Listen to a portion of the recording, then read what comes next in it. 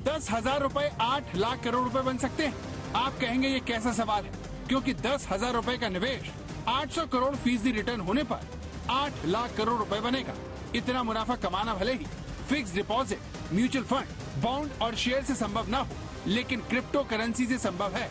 जुलाई 2010 में एक बिटकॉइन की कीमत सिर्फ 6 पैसे थी। अगर आपने उस वक्त बिटकॉइन में 10,000 रुपए लगाए होते तो पिछले साल नवंबर में जब बिटकॉइन अपने उच्चतम स्तर पर था, तब आपका निवेश बढ़कर 8 लाख करोड़ रुपए का हो गया होता। यानी करीब 10 सालों में आपके 6 पैसे 8 लाख करोड़ रुपए बन गए होते।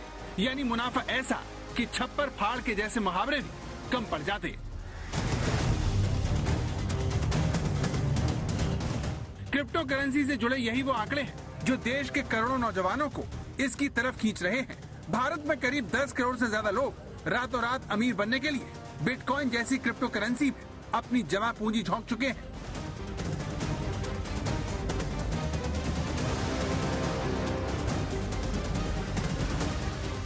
इसीलिए इस बार के बजट में सिर्फ महंगाई, रोजगार और इनकम टैक्स को लेकर ही लोगों में उत्सुकता नहीं थी।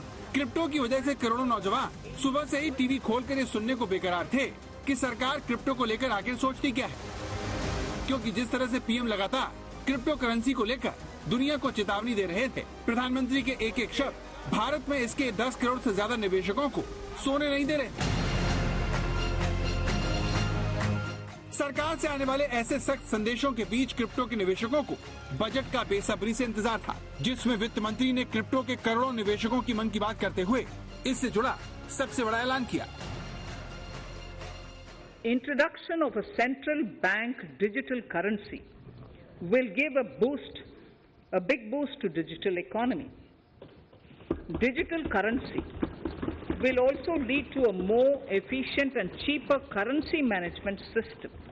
It is therefore proposed to introduce digital rupee using blockchain and other technologies to be issued by the Reserve Bank of India starting 2022 and 23.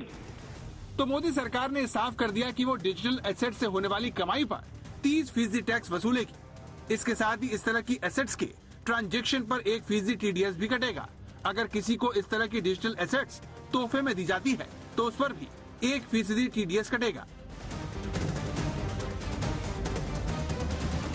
यानी सरकार चाहती है कि सभी निवेशक अपने मुनाफे का एक हिस्सा उसे टैक्स के रूप में दें। लेकिन यहाँ सवाल ये उठा